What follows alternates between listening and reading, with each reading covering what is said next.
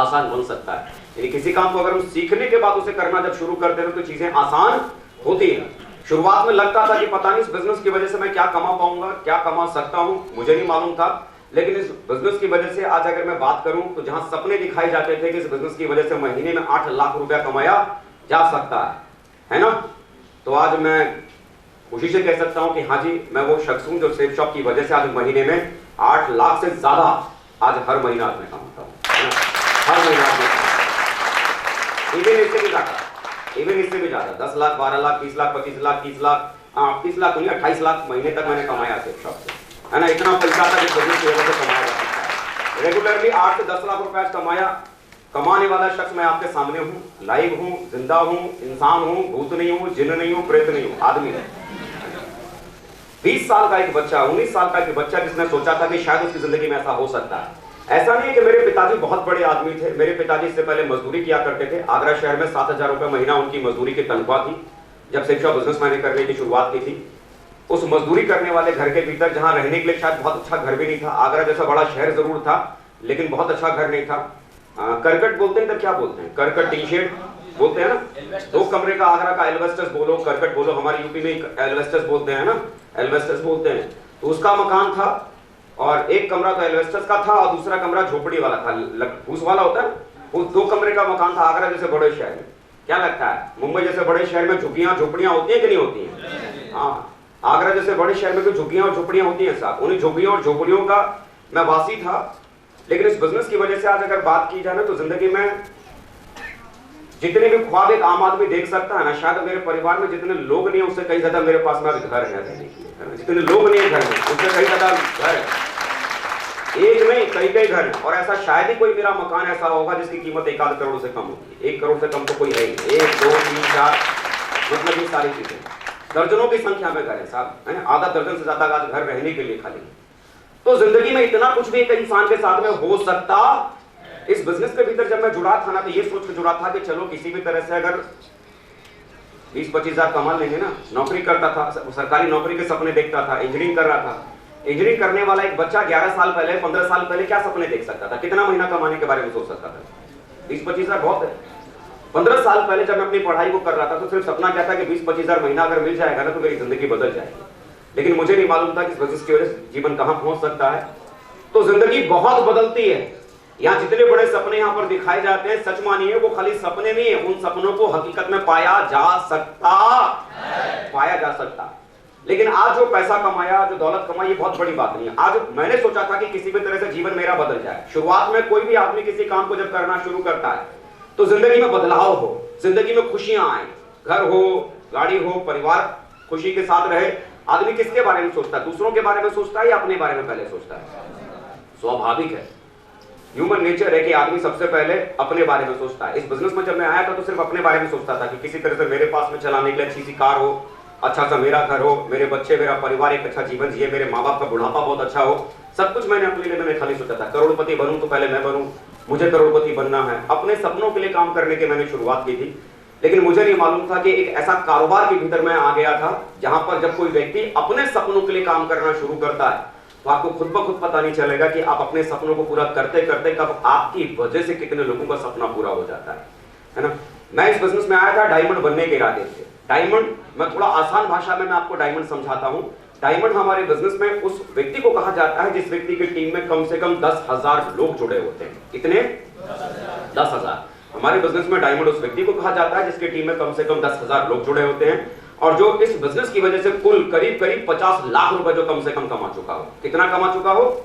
मतलब 50 लाख। 50 लाख से ज्यादा भी हो सकता है, 70 लाख, 80 लाख, 90, मतलब कम से कम उस व्यक्ति ने अगर कमाया होगा तो कितना कमाया होगा? 50 लाख। डायमंड उस व्यक्ति को कहते हैं जिसकी टीम 10,000 की हो और जो कम से कम 50 लाख कमा चुका हो मिनिमम। मैंने सोचा था कि किसी तरह से मैं डायमंड बन जाऊं, लेकिन आज मैं बड़े गर्व से कह सकता हूं कि आज अकेला मैं डायमंड नहीं हूं, बल्कि अभी मैं कैलकुलेट कर रहा था। अभी तक 71 बोलता था कि साहब अब तक मेरी टीम में कितने डायमंड बन चुके हैं? 71 नहीं, लेकिन अभी मैं जोड़ रहा था 89 डायमंड हो गए साहब। मतलब 89 लोग आज नेटवर्क में ऐसे हैं जो यहां से 50 लाख या 50 लाख से ज्यादा, 70 लाख, कोई 1 करोड़, कोई 2 करोड़, कोई 3 करोड़, कोई 4 करोड़, कोई 5 करोड़, कोई 6 करोड़, कोई 7 करोड़, कोई 8 करोड़, कोई 9 करोड़ कमा चुका है। मतलब करोड़ों में वो लोग कमा चुके हैं जिन्होंने मेरे साथ शुरुआत की। आज नयन जी, दशरथ जी यहाँ पर हमारे बीच में है। आज 70-80 लाख से ज्यादा या 1 करोड़ के रेंज में तो आज नयन जी, दशरथ जी हैं। लोग कहते हैं बड़ा बनने के लिए डिग्रियां जरूरी है, बहुत ऊंचे पद पे जाने के लिए, जीवन में कामयाब होने के लिए बहुत बड़ी डिग्रियों की जरूरत है। जमाने में यही रीत है ना, यही कहा जाता है ना।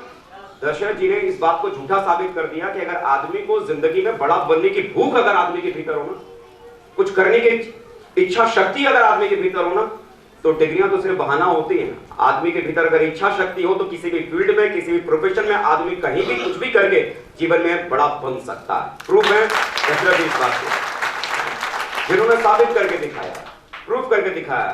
इतने अच्छे से स्टेज पर चढ़कर बातें कर रहे थे आप लोगों से।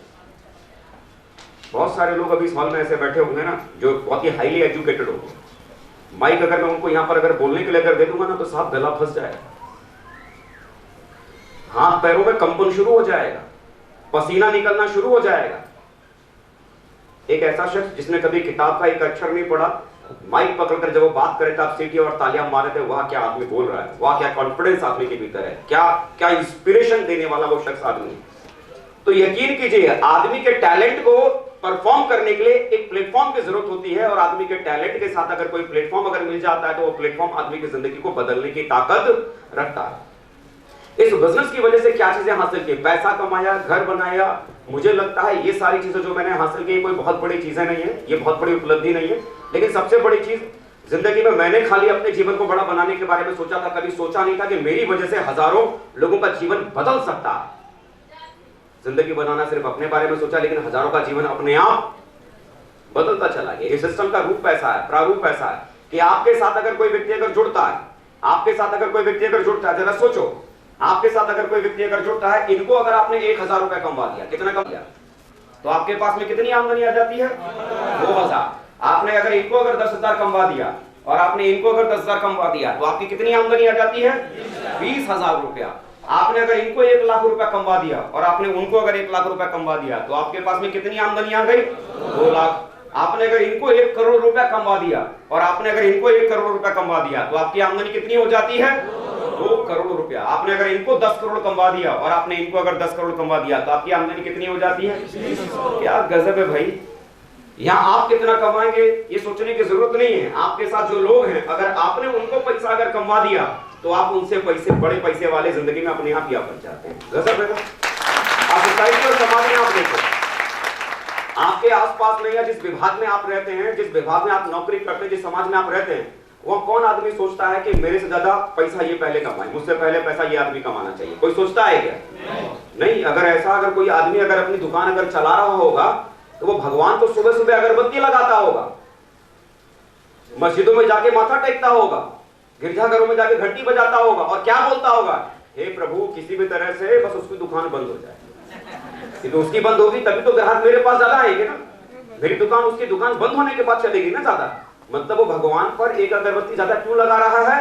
उसका व्यापार ना चले ताकि मेरा व्यापार ज्यादा चले। यानी अपने व्यापार को चलाने के लिए दूसरे का व्यापार बंद करने की जरूरत है।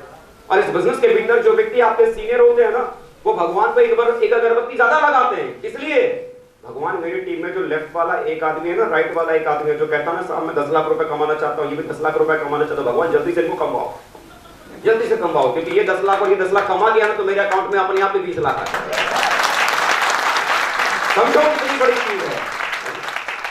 मतलब यहाँ हर व्यक्ति एक दूसरे की मदद करते हुए आगे बढ़ रहा है, एक टीम भावना के साथ यहाँ पर काम हो रहा है।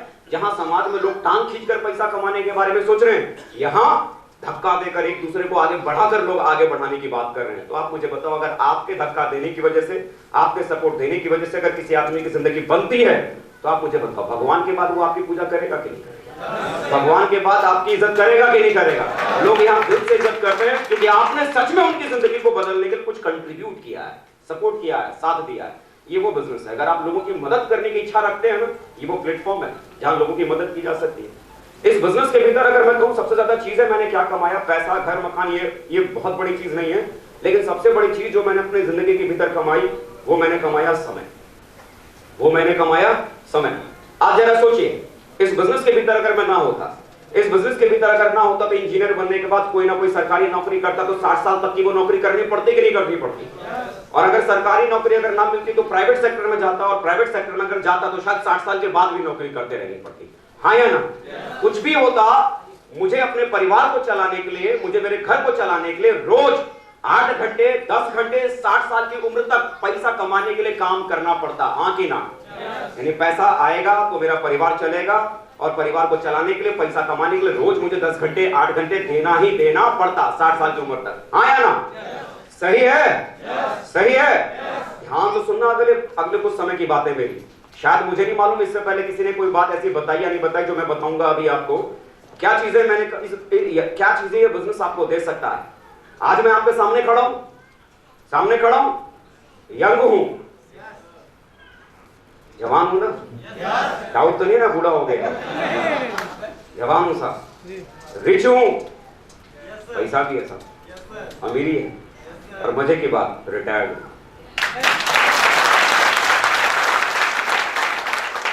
क्या हूं? रिटायर्ड हूं।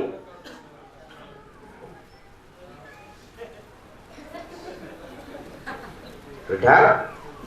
पागल है क्या?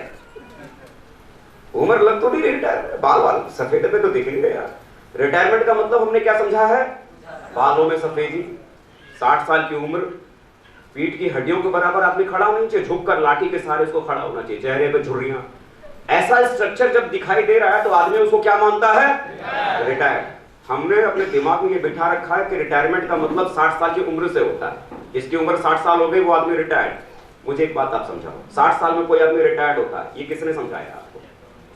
हमारे समाज ने, हमारे अपनों ने, कि बेटा 60 साल के बाद आदमी रिटायर हो जाता है, फिर उसमें करने के लिए कुछ होता नहीं। आप एक बात बताओ, अगर कोई आदमी किसी विभाग में अगर नौकरी अगर कर रहे हैं, किसी भी डिपार्टमेंट में अगर वो जॉब में है, पिछले 30 साल से वो सर्विस में थे, कितने साल से? पिछले 30 साल से सर्विस में थे, और 30 साल सर्विस में होने के बाद 60 साल की एज में उनको उस डिपार्टमेंट से रिटायर्ड कर दिया गया। आप मुझे कायदे से बताना, जिस विभाग में वो पिछले 30 साल से थे, उस विभाग में उस काम को सबसे अच्छे तरीके से करने वाला कलाकार कौन था? तजुर्बा किसके पास था? मतलब उस व्यक्ति के पास तजुर्बा नहीं, भयंकर तजुर्बा था उस काम को करने का, 30 साल से उस काम को करने का तजुर्बा था। लोगों को काम से इसलिए नहीं निकाला जाता कि उनके पास में तजुर्बा नहीं होता, उनसे बड़ा तजुर्बा उनके पास नहीं है, किसी के पास नहीं। 30 साल से वो आदमी उसी काम को कर रहा है, निकाला क्यों गया? तजुर्बा तो है उस काम को करने का, लेकिन अब शरीर में ताकत नहीं। नींबू देखा है आपने? लेमन नींबू देखा है ना आपने? नींबू को जब काट के जब निचोड़ा जाता है, अब पूरा एक एक बूंद रस निकालने के बाद बचे हुए नींबू का क्या करते हैं? डस्टबिन में डाल देते हैं, यूजलेस, वेस्ट, इसका कोई काम। जितना इससे काम करवाना था ना, जितना इसके शरीर में ताकत थी ना, जितना जान था ना, निचोड़ लिया। अब इसके भीतर बचा कुछ भी? टैलेंट है, स्किल है, तजुर्बा है, उस काम को करने की काबिलियत है, लेकिन करने की ताकत इसके शरीर में। रिटायरमेंट एज से हमारे समाज ने डिसाइड की है। एज से लोग रिटायर्ड नहीं होते, उम्र से लोग रिटायर्ड नहीं होते, उनके पास तजुर्बा बहुत ज्यादा होता है, करने की क्षमता ना होने की वजह से रिटायर होते हैं। 60 साल में कोई रिटायर्ड नहीं होता। अगर आप चाहें ना अपनी जिंदगी में अर्ली रिटायरमेंट ले सकते हैं, अगर आप चाहें वक्त से पहले आप अपनी जिंदगी में रिटायर्ड हो सकते हैं। आपसे मैं वो उदाहरण देकर मैं सवाल करता हूं, एक बात बताइए, मान लेते हैं आज आपके परिवार का जो खर्चा है, खाने का, पीने का, बच्चों की पढ़ाई का, लिखाई का, और भी जो दूसरी आपकी जिंदगी की जरूरतें हैं, उन सारी जरूरतों का खर्चा मैं मान लेता हूं आपके महीने का 1 लाख रुपया, मतलब 1 लाख रुपए में आपका परिवार बड़े आराम से चलता है, खाने में, पीने में, पढ़ाने में, लिखाने में, घूमने में, फिरने में, वो 1 लाख रुपए का आपका डेली का, वो महीने का खर्च है। आज की तारीख में, आज अभी से जब तक आप जिंदगी में दुनिया में जिंदा रहेंगे तब तक हर महीना एक नहीं बल्कि मैं आपको 2 लाख रुपए देना शुरू कर दूं। कितने लाख रुपया? और जीवन भर वो 2 लाख रुपए हर महीना मैं आपको दूं। तो आप मुझे एक बात बताइए, रिटायर्ड होने के लिए 60 साल का इंतजार करना पड़ेगा या आज ही आप रिटायर हो सकते हैं? हो सकते हैं।